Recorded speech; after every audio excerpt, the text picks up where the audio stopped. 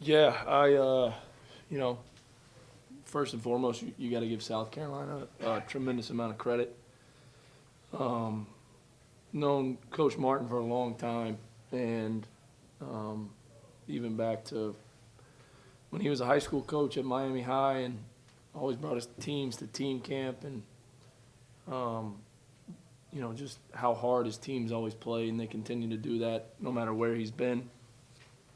And when I remember being an assistant coach and sitting in a gym in Miami recruiting a kid and picking his brain on things and just different advice and you got to give this team a lot of credit because that's what they do. And I was proud of our guys from the standpoint of, you got a top 10, top 5 defensive team in the country, and we scored 80 points.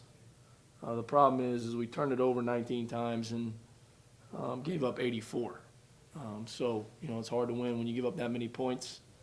But there was a lot of positives in the game from the standpoint of, when we ran good offense, we took care of the ball. We got what we wanted. We got the ball to the paint inside the tray and, got out rebounded by 2. But against that team that's that big and that physical, that's a pretty good job by us on the glass. Kid Keyshawn Bryant averaged double figures, hadn't played all year, and played tonight and goes for 13 points for him. And that was big. And then A.J. Lawson played like an all-SEC player, which he is, and he was last year or preseason this year, whatever it was. And he played like that tonight. Just feel like he gave up sort of too many easy buckets on the back end. 1,000%. It was like a layup drill. And, we kept telling our guys, we had 7 steals, so at times it was good. We kept telling our guys when they throw it to Frink, when they throw it to Kostov, when they throw it to those guys, do not run and trap them. Allow those guys to try to initiate offense because they're bigs. They're not handlers. And we kept running at those guys, and there was layups on the backside. If it wasn't a layup, it was an offensive rebound tip-in. So, we have to get better there. No personnel. We don't need to run up at guys when, they're 4 men and 5 men that aren't playmakers off the bounce. And that changed the game. Coach Martin sort of talked about not wanting to be passive against the press and wanting to attack it. Did you feel like, I know you said you guys were sort of making wrong decisions with not letting guys sort of hand the ball over half court, but did you think it was more your own mistakes or South Carolina making the right I think it was a combination of both. I think they did a good job. I tell you, one thing they did a good job was inbounding the ball quickly and racing it up the floor and attack. I was trying, versus their press, I was trying to get our guys to attack. But a couple times we did it. We either got layups, Trey found Cy for a dunk, but then we're like, we press every day in practice. Let's attack, and I thought we made some mistakes, but you have to give them credit because they did move the ball and raced it up against it, but a lot of it was on us too. At the end, there was a couple times when you guys would tie the game up, and then they would come down quickly, go up by 2 again. What were you seeing from the defense there? Well, I just thought that we were in the wrong spots, and they did a good job of inbounding the ball quickly, and it was like 2 passes, layups, and our even man front press was good for us. We got some steals, we got some good looks. We didn't give up anything. Then we switched to an odd front, and we gave up layups, back-to-back possessions, and I thought those were huge possessions in the game. How impressed are you with the young team just not giving up to it? I mean, down 11 with 2 minutes to go and then turn into a thriller at the end. Yeah, I told our guys that. I told them I was really proud of them. We didn't quit. Coming to timeouts, executing, run a play, and get TJ a 3 in the corner. And then ran another play. Kept executing, and our guys kept fighting, and we gave ourselves a chance. One missed free throw here or there, you don't know what could happen. But proud of the fight that those guys say. For the majority of the game, you had 3 freshmen in there, and you got to give them credit for not quitting. What kind of differences are you seeing in the team between on the road and behind the home crowd? I thought the crowd was terrific. I thought they got behind that team, especially when we made that run in the second half to tie the game, and then that was the disappointing part. You fight back, you tie it, and then you give up a layup on the other end.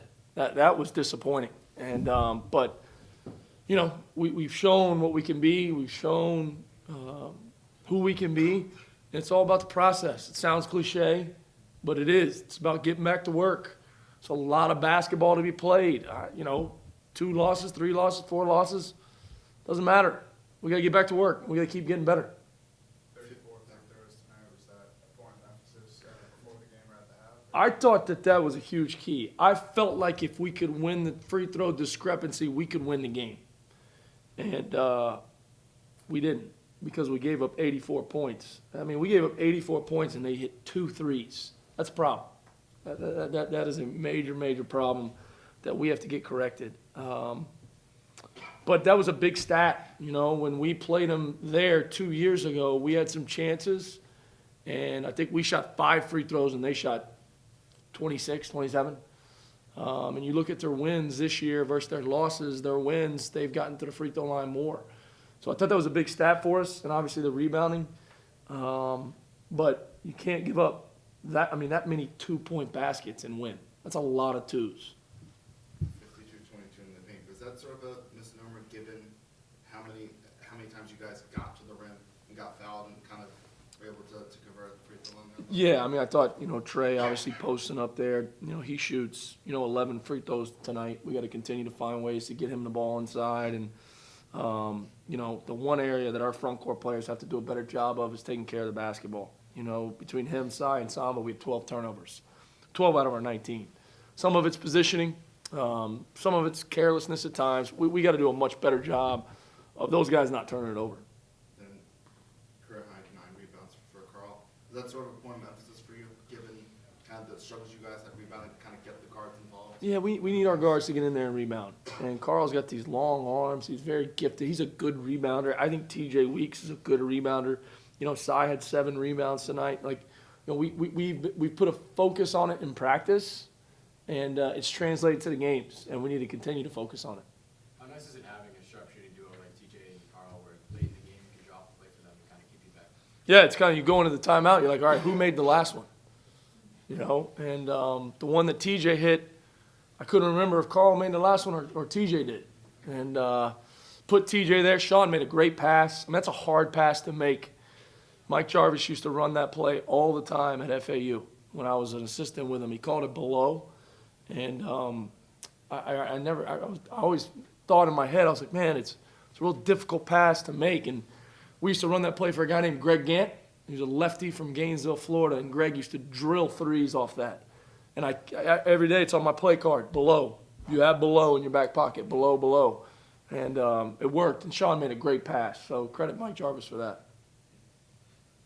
What do you feel like was the difference in those last 2-3 minutes to kind of help get back in the game and kind of make things interesting there? Well, they missed obviously some free throws, so that helps. We were trying to foul certain people when you look at their percentages, so that helps. But our guys just didn't quit. They were focused in a timeout. No matter what we said, they went back out there and executed it, and I was proud of them for that.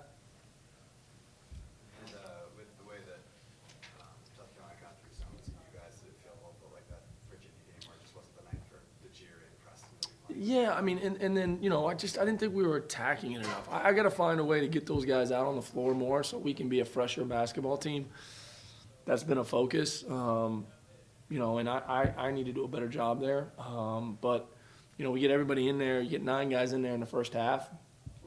And, we were going on a run there, and I thought my man DJ was going to bring the house down on that dunk. And he missed it, but he'll make the next one. And, it was just offensively, Trey is so gifted, and he opens up things for everyone else. And, you try to get him rest at media timeouts, right before media timeouts.